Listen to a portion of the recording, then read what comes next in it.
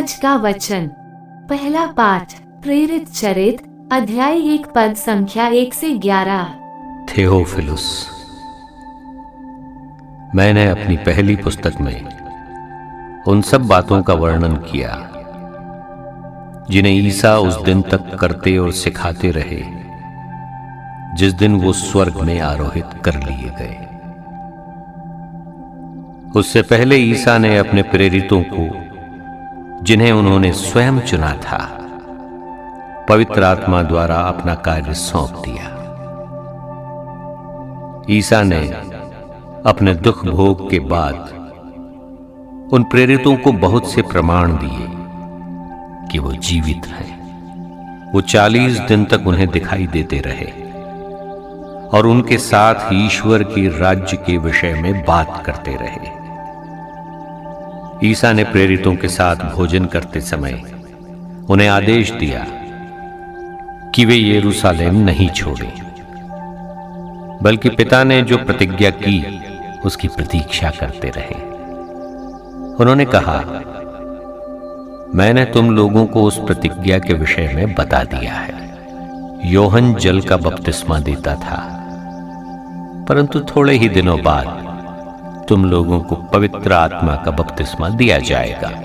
जब वे ईसा के साथ एकत्र थे तो उन्होंने ये प्रश्न किया, प्रभु, क्या आप इस समय इज़राइल का राज्य पुनः स्थापित करेंगे? अपने निजी अधिकार से निश्चित किए हैं। तुम लोगों को उन्हें जानने का अधिकार नहीं है, किंतु पवित्र आत्मा तुम लोगों पर उतरेगा और तुम्हें सामर्थ्य प्रदान करेगा, और तुम लोग यरूशलेम, सारी यहूदिया और समारिया में तथा पृथ्वी के अंतिम छोर तक मेरे साक्षी होंगे। इतना कहने के बाद ईसा उनके देखते देखते आरोहित कर लिए गए और एक बादल ने उन्हें शिष्यों की आंखों से ओझल कर दिया। ईसा के चले जाते समय प्रेरित आकाश की ओर एकटक देख ही रहे थे कि उज्ज्वल वस्त्र पहने 2 पुरुष उनके पास अचानक आ खड़े हुए और बोले, गलीलियों, आप लोग आकाश की ओर क्यों देखते रहते हैं? वही ईसा जो आप लोगों के बीच से स्वर्ग में आरोहित कर लिए गए हैं, उसी तरह लौटेंगे जिस तरह आप लोगों ने उन्हें जाते देखा है। यह प्रभु की वाणी है। सुसमाचार संत मार्कुस अध्याय 16 पद संख्या 15 से 20। इसके बाद ईसा ने उनसे कहा, संसार के कोने कोने में जाकर सारी सृष्टि को सुसमाचार सुनाओ।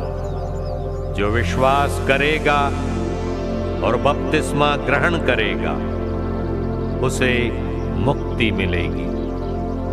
जो विश्वास नहीं करेगा वो दोषी ठहराया जाएगा। विश्वास करने वाले ये चमत्कार दिखाया करेंगे। वे मेरा नाम लेकर अबदूतों को निकालेंगे, नवीन भाषाएं बोलेंगे और सांपों को उठा लेंगे। यदि वे विष पिएंगे तो उससे उन्हें कोई हानि नहीं होगी। वे रोगियों पर हाथ रखेंगे और रोगी स्वस्थ हो जाएंगे।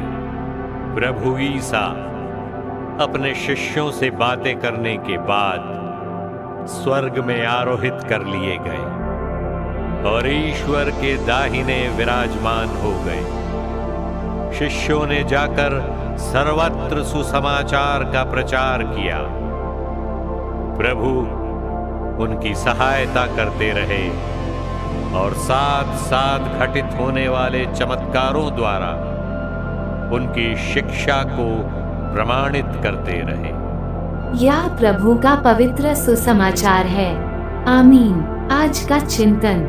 जब प्रभु यीशु मृत्यु के बाद तीसरे दिन जी उठे तो उसके बाद कई बार अलग अलग समय व अलग अलग स्थानों पर अपने शिष्यों को उन्होंने दर्शन दिए और धर्म ग्रंथ में लिखी बातें उन्हें समझाई।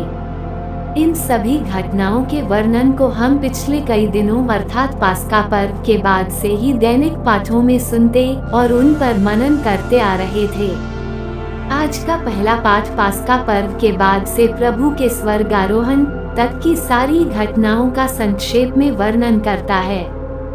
सुसमाचार में प्रभु यीशु अपने शिष्यों को संसार के कोने कोने में जाकर सारी सृष्टि को सुसमाचार सुनाने का आह्वान करते हैं और देखते ही देखते स्वर्ग चढ़ जाते हैं, जहां वे स्वर्गीय पिता के दाहिने विराजमान हो जाते हैं। जो विश्वास करेगा और बपतिस्मा ग्रहण करेगा उसे मुक्ति मिलेगी, जो विश्वास नहीं करेगा वह दोषी ठहराया जाएगा।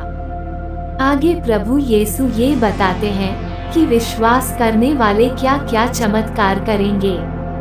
सुसमाचार सुनाने का अर्थ है प्रभु यीशु के द्वारा छोड़े गए ईश्वर के कार्य को जारी रखना। प्रभु यीशु ने जो कार्य किए उन कार्यों को आगे बढ़ाना है।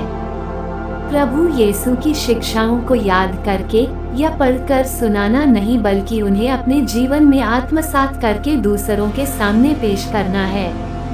उदाहरण के लिए प्रभु यीशु ने कहा कि अपने शत्रुओं से प्रेम करो और जो तुम पर अत्याचार करते हैं उनके लिए प्रार्थना करो।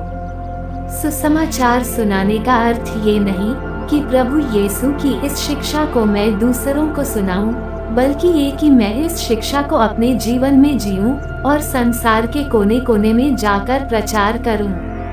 प्रभु हमें ईश्वर के सुसमाचार को समझने व उसे अपने जीवन में सार्थक करने की कृपा प्रदान करें, ताकि हम अपने प्रभु की अंतिम इच्छा पूरी कर सकें।